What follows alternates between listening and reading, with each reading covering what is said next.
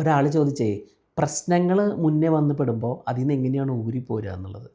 അപ്പോൾ ഞാൻ തമാശയ്ക്ക് അദ്ദേഹത്തിൻ്റെ അടുത്ത് പറഞ്ഞു, സെത്ത് ഗോഡിൻ എന്ന് പറഞ്ഞൊരു എഴുത്തുകാരൻ പറഞ്ഞൊരു കാര്യം ഉണ്ട്.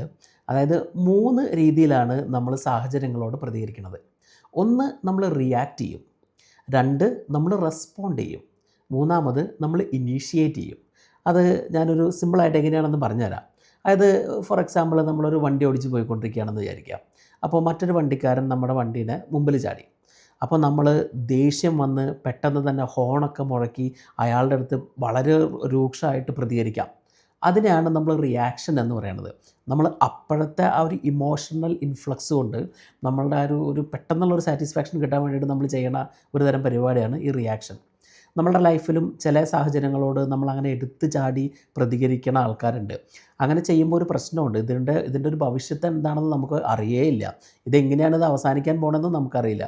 അപ്പോൾ റിയാക്റ്റ് ചെയ്യണവർ ഒന്ന് സൂക്ഷിക്കുന്നത് നല്ലതായിരിക്കും.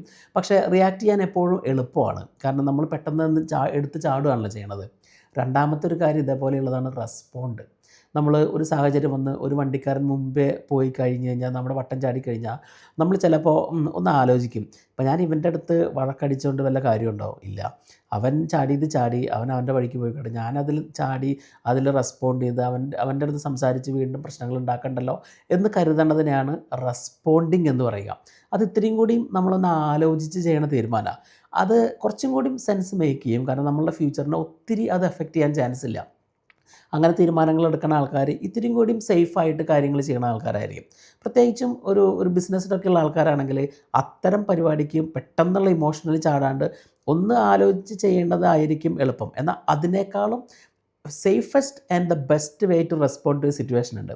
അതിനെ പറയണതാണ് ഇനീഷ്യേഷൻ എന്ന് പറയും. അതായത് നമ്മൾ അങ്ങനെ വണ്ടി മുന്നേ ചാടാനുള്ള ഒരു സാഹചര്യം ഉണ്ടാക്കി കൊടുക്കാണ്ട്, അല്ലെങ്കിൽ അത്തരം റൂട്ടുകൾ കംപ്ലീറ്റ്ലി അവോയ്ഡ് ചെയ്ത് നമ്മളൊരു സേഫായിട്ടുള്ള പാത്തിൽ കൂടെ പോകുന്നതാണ് ഈ ഇനിഷ്യേറ്റിംഗ് എന്ന് പറയുന്നത്. അത് ഇത്തിരി കൂടി ഒരു ചിന്തിച്ചിട്ടുള്ള ഒരു ആക്ടിവിറ്റിയാണ്. നമ്മളല്ലെങ്കിൽ അങ്ങനെ ഒരു സാഹചര്യത്തിന് ഇടപോലും കൊടുക്കാണ്ട് നമ്മൾ ഇത്തിരി കൂടി കെയർഫുള്ളായിട്ട് കോഷ്യസ് ആയിട്ട് ജീവിക്കുന്ന ഒരു രീതിയാണ്. അല്ലെങ്കിൽ അത്തരം സാഹചര്യങ്ങളിലെ ടാക്റ്റിക്കലി നമ്മളൊരു പ്രശ്നം വരാൻ പോകുന്നുണ്ട് എന്ന് മനസ്സിലാക്കിയിട്ട് അതിനൊരു പ്രതിവിധി മുന്നേ എടുക്കണം. അതായത് നമ്മൾ ഈ മാർക്കറ്റ് റിസർച്ച് എന്നൊക്കെ പറയണ പോലെ ഒരു പ്രശ്നത്തിന് ഒരു പ്രശ്നത്തിന് സാധ്യതയുണ്ട്, അത് കണ്ട് അതിൽ കൂടെ പോവാണ്ട് നമ്മൾ കുറച്ചും കൂടി മാറി ഇത്തിരി കൂടി സേഫായിട്ട് കാര്യങ്ങൾ ചെയ്യണതാണ് ഈ ഇനീഷ്യേഷൻ എന്ന് പറയുന്നത്.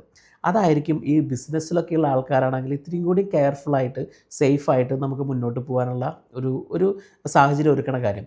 അപ്പോൾ ഞാൻ ആ സുഹൃത്തിൻ്റെ അടുത്ത് ഈ സെത്ത് ഗോഡിൻ പറഞ്ഞ കാര്യങ്ങളെപ്പറ്റി പറഞ്ഞപ്പോൾ അദ്ദേഹത്തിന് ഭയങ്കര ഇഷ്ടപ്പെട്ടു. നിങ്ങൾക്ക് ഇഷ്ടപ്പെട്ടെങ്കിൽ ലൈക്ക് അടിക്കാൻ മറക്കല്ലേ. Thank you.